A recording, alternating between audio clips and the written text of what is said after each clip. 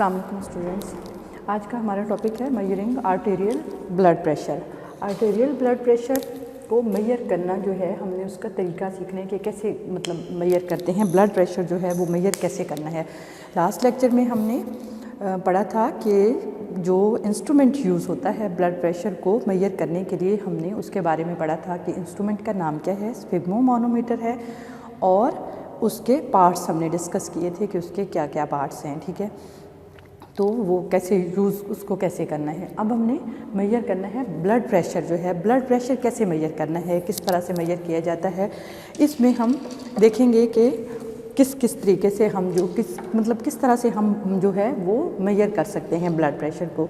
सबसे पहले कहते हैं कि उसने यही सबसे पहले जो है वो बताया है, आपकी बुक पे है 173 पेज पे है, आप उसमें देखिएगा कि उसमें कहा है कि इंस्ट्रूमेंट जो यूज़ होता है उसको स्फिग्मोमैनोमीटर कहते हैं, जो हम ब्लड प्रेशर को मेजर करने के लिए यूज़ करते हैं।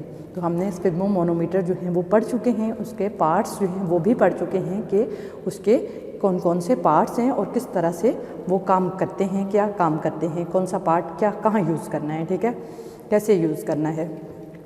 तो कहते हैं कि उसमें हमने कफ पढ़ा था कि कफ क्या होता है, जो करते हैं रैप करते हैं अपर आर्म पे। तो सबसे पहले यही बात उसकी है कि the upper arm is encircled by an inflatable in rubber bag contain in a cuff. यानी क्या होता है, कहते हैं कि अपर जो कफ जो है वो अपर आर्म पे हमने रैप करना है उसको, जो फिर उसको हमने उसमें हवा भरनी है। अगर हम इसी तरह से एक बनाते हैं कि ये है, अगर हम इसी तरह से ये है, तो इसमें क्या है कि हम जो है वो रैप करना है, तो अपर आर्म पे हमने रैप करना है, तो जो इस साइड यहाँ पे हम कफ जो है वो रैप करेंगे। ठीक है, तो जो एल्बो है वो यहाँ पे आ जाएगी, ये आ जाएगी एल्बो जो जॉइंट है। तो हमने क्या है कि स्टेथोस्कोप जो है वो इस पे आर्टेरियल पल्स जो है फील करनी है, ब्रेकियल पल्स जो है वो फील करनी है। फील करके हमने स्टेथोस्कोप उसके ऊपर रखना है, यूज़ करना है। ठीक है ना। तो क्या है कि अपर आर्म पे हमने सबसे पहले ये देखा कि हमने अपर आर्म पे कफ जो है वो उसको इनसर्कल करना है, रैप करना है। ठीक है, उसके बाद कहते हैं which is connected to a pressure pump and manometer. ये कफ जो है कहते हैं कि कनेक्ट होता है मोनोमीटर के साथ।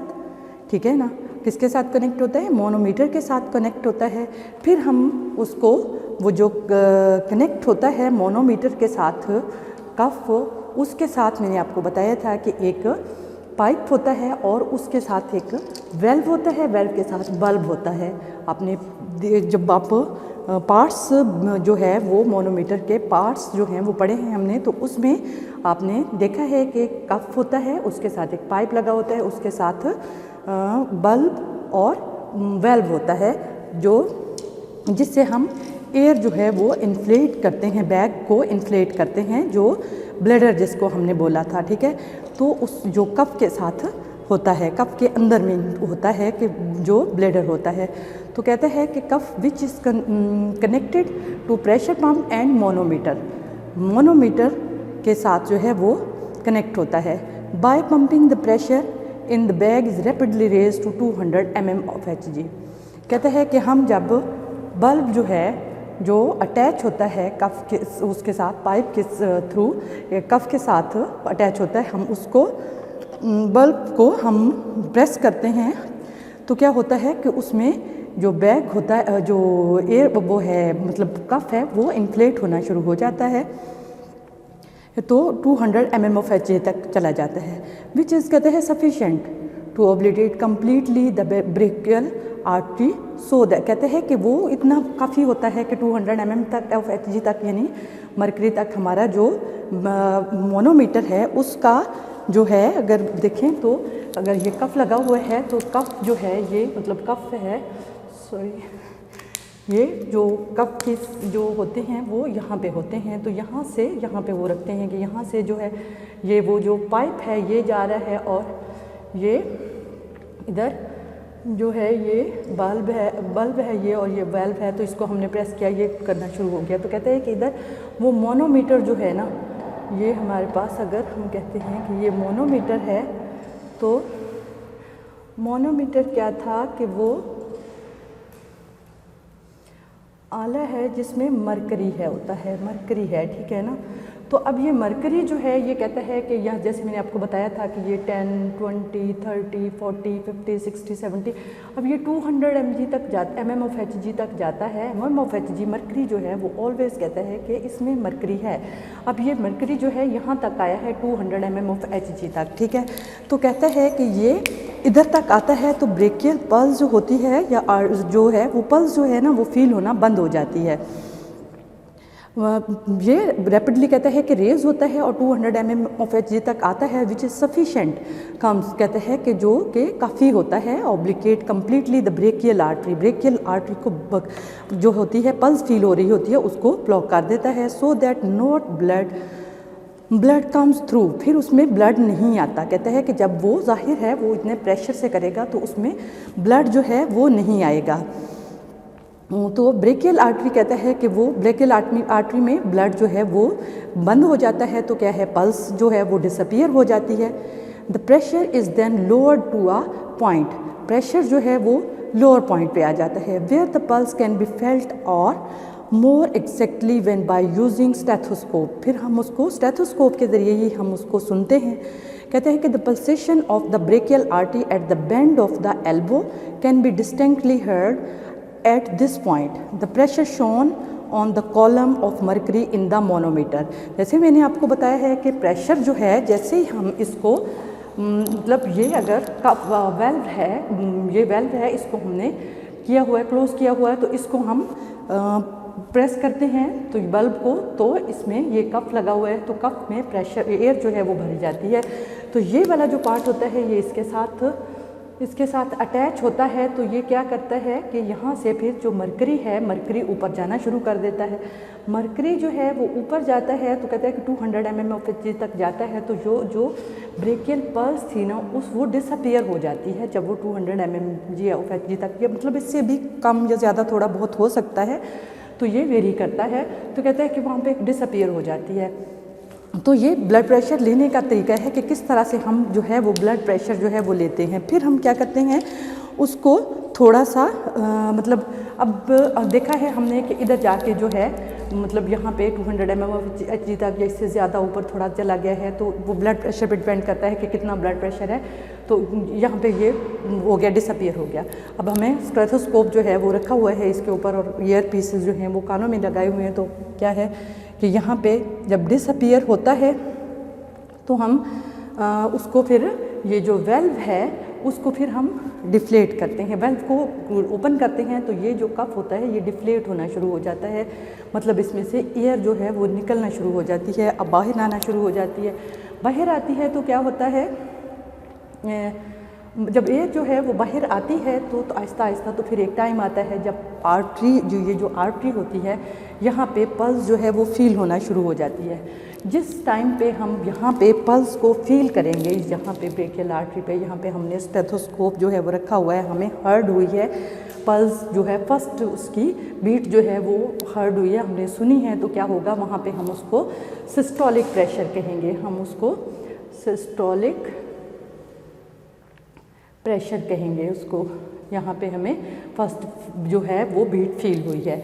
उसके बाद हम सुनते जाएंगे, हमें जो आर्टरी की है फीलिंग्स जो होगी, आर्टरी जो है वो पल्सेट कर रही है, पल्स फील हो रही है, हम सुनते जाएंगे, तो एक टाइम आएगा कि जब जो है वो ख़त्म हो जाएगी। अब वो अगर सिस्टोलिक जो था वो था, कहते हैं कि मतलब 200 तक हमने किया तो वो आके 150 पे हमें पल्स जो है वो सुनाई दी है, तो हमारा सिस्टोलिक क्या आ गया, सिस्टोलिक प्रेशर जो है वो क्या होगा 150 हो गया। अब क्या है कि हमने फिर से शुरू किया कि वो सुन रहा है, मतलब आवाज़ हमें आ रही है थोड़ी, उसके बाद कुछ देर के बाद जो मतलब 150 से हमें यहाँ पे 150 है तो 150 से हमें शुरू हुई, तो उसके बाद आके यहाँ पे 90 है तो 90 पे आके फिर से ये आवाज़ जो है वो ख़त्म हो गई। जो आवाज़ हमें सुन रही थी, आर्टरी के पल्सेट करने की जो आवाज़ हमें सुन रही थी वो यहाँ पे आके ख़त्म हो गई, तो क्या होगा, वो होगा डायस्टोलिक प्रेशर। ठीक है,